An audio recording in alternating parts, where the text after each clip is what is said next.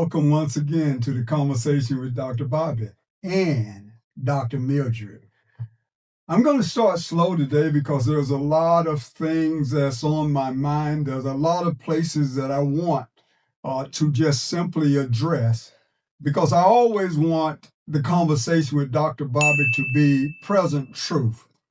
And I know we're talking about the Ethiopian Bible and those kind of things, but I need to intertwine those into present truth, what's happening now. And all of it fits because we're coming into a season and a time. Remember, I talked about the oil for the assignment, and God's instruction to me was go home because that's where the oil of assignment. Now, let me share with you the reason for that. Because the prophetic word for this season for me is this. It says,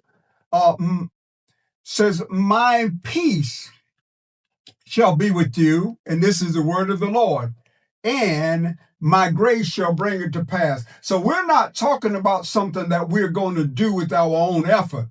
We're talking about what we see that God is doing, and he goes on to says, you shall be inventive, you shall be creative, and you will have new gospel of expressions.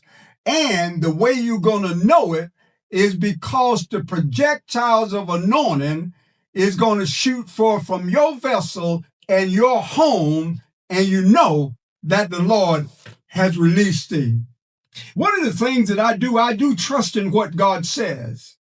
And when you talk about trusting in what God says, that's not only just the letter, but that's when you hear him, where it's visible, where it's audible, but you begin to realize where we are as a people. Now, when I start talking about the Ethiopian Bible, I want you to understand King James is my chosen Bible of choice because I know it to be futuristic. And I know how to take the wisdom from others and interject it into and bring it balance to it. But here's where we are as a nation, as a church, and you need to understand Revelation 18 will give us a picture because Babylon is falling. And Babylon is anything that was produced by the nature of Adam. So when we start talking about we need to shut it down, you have to realize that that's exactly what God is doing anyway. So, but he needs a voice because he's given authority to man. So when he does that, then he's waiting on his apostolic voice to give him, understand this, the release to do it in the earth. And we're doing that now. Because in Revelations 18 and 20, here's the posture of the apostles and prophets. It says, rejoice over her, thou heavens, and you holy apostles and prophets, for God had avenged her on your behalf. So God is taking vengeance on the system of Adam that have stood against him and the living church of God.